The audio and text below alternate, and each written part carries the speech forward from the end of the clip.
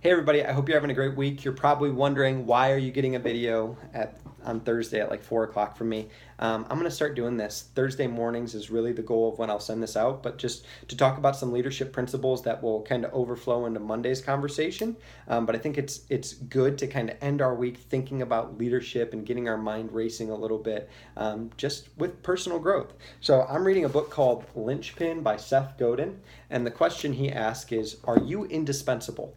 And he talks about how Henry Ford created the assembly line a long time ago, and he talks about the hierarchy of value, which it started like this.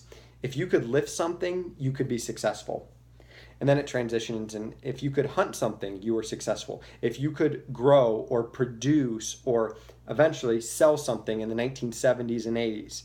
And then it went a little bit deeper and said, if you can connect with people, you can be successful. And the last one he has now is, if you can create, you can be successful. And I think we all want to be successful in ministry. And the question, are you indispensable, is so important. It's so important. If we want to be great leaders and we want to have great student ministries, I think all of us want to say, man, yeah, I want to be indispensable in our organization. Like if I left tomorrow, like the organization, it would just be different. They would miss me. And not that we would leave and the ministry would falter, because that's not a sign of good leadership, but the very fact that when you leave, the ministry is going well because of the way you lead and duplicate yourself. That's what it means to be indispensable. So I kind of just wrote down some notes and I wanted to share them with you really, really quick. And here's what I wrote down. The key to being indispensable, the key to success is always over delivering.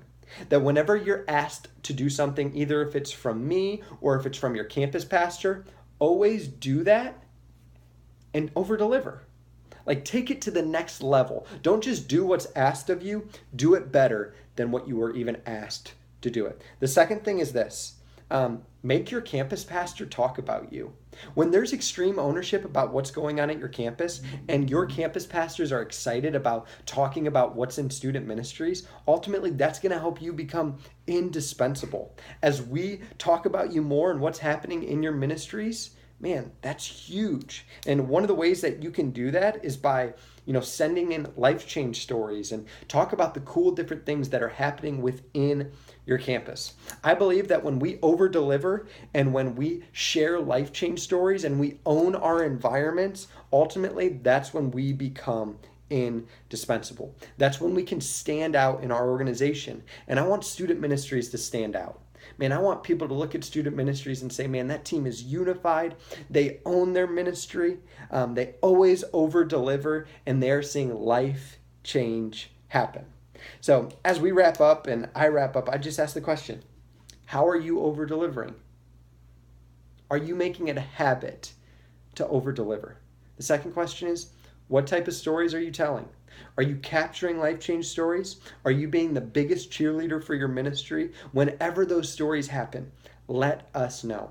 That's why I'm trying to get us in the habit of doing SWOTs, just that analysis after every environment to think strategically of, one, how can we create a better environment? But two, what are the stories and the cool things that happened in the ministry that night that we can share with our teams. I hope that helps you out. I'll link some of the notes and also the book with Amazon in this email. I hope you have a great weekend. We'll see you on Saturday.